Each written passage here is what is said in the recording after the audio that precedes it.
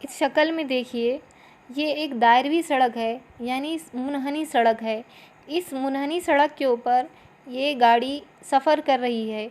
मुनहनी सड़क का जो निस्कुतर है स्मॉल आर है, यानी जब कार किसी दायरवी सड़क पर सफ़र कर रही है तो उसे हम क्या कहेंगे? सर्कुलर मोशन कहेंगे। यानी सर्कुलर मोशन में, दायरवी हरकत में अगर कोई गाड़ी हो तो उसके ऊपर मरकज़ जो क़ुव्वत असर करती है। अब इस शक्ल का अर्ज़ी तराश ली गई है, जो हमारे देखिए अभी जो हमने दायरवी सड़क देखे उसकी ये क्या है? अर्ज़ी तराश है।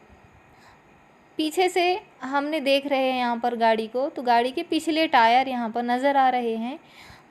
गाड़ी का ये मरकज़ी नुक्ता है और ये क्या है? दायरवी सड़क का मरकज़ है। और ये क्या है? दायरवी सड़क का निस्कुतर है। फ़र्ज़ कीजिए कि स्मॉल एम कमियत की गाड़ी स्मॉल आर निस्कुतर के उफ़क़ी मुनहनी सड़क पर वी रफ्तार से सफ़र कर रही है। अगर गाड़ी के टायर और सड़क की सतह के दरमियान रगड़ का ज़रीब म्यू हो तो आज़म क़ुव्वत रगड़ म्यू mg होगी।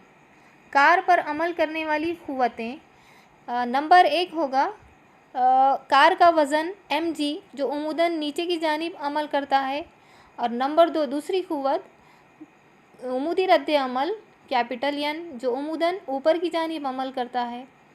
अब ये उमूदी रद्द अमल वज़न mg को बैलेंस करता है, मुतवाज़न करता है, इसलिए mg is equal to capital N है।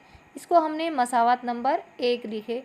और तीसरी क़ुव्वत जो कार के ऊपर अमल कर रही है वो है इस कार के टायर और सड़क के दरमियान मौजूद क़ुव्वत रगड़, जिसे हम सुकूनी रगड़ की क़ुव्वत कहते हैं और उसे Fs से ज़ाहिर करते हैं। इसी सुकूनी रगड़ की क़ुव्वत के सबब क्या होता है? टायर बाहर की जानिब नहीं फिसलते, और इसी सुकूनी क़ुव्वत रगड़ के सबब गाड़ी को ज़रूरी मरकज़ जो क़ुव्वत फ़राहम होती है। बच्चों, आप जानते हैं कि मरकज़ जो क़ुव्वत जो है वो बज़ाते ख़ुद एक क़ुव्वत नहीं है, बल्कि किसी दूसरी क़ुव्वत के सबब वो पैदा होती है। इसकी मिसालें हम पहले पढ़ चुके हैं। इसकी मिसाल के तौर पर चाँद ज़मीन के अतराफ़ दायरवी मदार में गर्दिश करता है ना। यहाँ ज़रूरी मरकज़ जो क़ुव्वत जो है चाँद और ज़मीन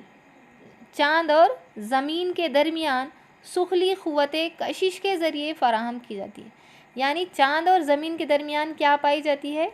सुखली क़ुव्वत कशिश, और इसी सुखली क़ुव्वत कशिश के वजह से मरकज़ जो क़ुव्वत पैदा होती है, जो चाँद को ज़मीन के अतराफ़ घूमने में, दायरवी मदार में घूमने में मदद करती है।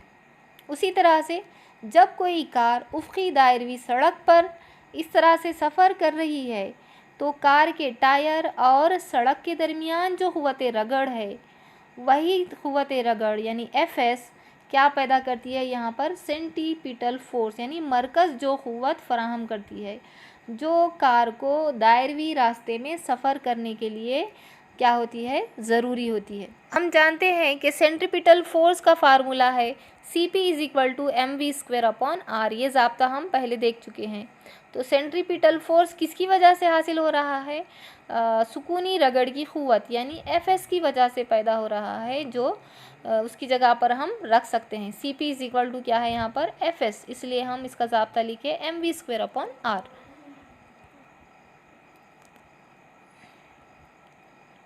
हाँ, तो बच्चों अभी हमने एक मसावत देखे, n इज़ इक्वल टू क्या है? mg है, और दूसरा हमने देखे Fs is equal to mv²/r। ये है मसावत नंबर 2। अब मसावत 2 को 1 से तकसीम करने पर क्या होगा? Fs/n होगा, Fs/n mv²/r multiplied by 1/mg, यानी बटे में mg को हमने इस तरह से लिखे। यहाँ पर स्मॉल m कैंसिल हो गया, तो क्या बचा? Fs/n is equal to v²/rg। ये एक मसावत हासिल हुई, मसावत नंबर 4। अब यहाँ पर देखो सुकूनी क़ुव्वत रगड़ Fs, और एक हम लिख सकते हैं मरकज़ जो का क़ुव्वत का दूसरा फार्मूला है mr⍵²। यह है मसावत नंबर 3। इसको हम 1 से डिवाइड कर रहे हैं। तो F S is equal to M R omega square को हम N is equal to M G से डिवाइड करने पर क्या हासिल होगा, F S upon N is equal to M M cancel हुआ R omega square upon G. अब देखिए यहाँ पर मसावत नंबर 4 और मसावत नंबर 5 में ये जो लेफ़्ट साइड हैं दोनों के इक्वल हैं, तो राइट साइड भी क्या हो जाएंगे फिर इक्वल होंगे। तो फिर इस तरह से हमको ये मसावत हासिल होगी, F S upon N is equal to V square upon R G is equal to R omega square upon small ji.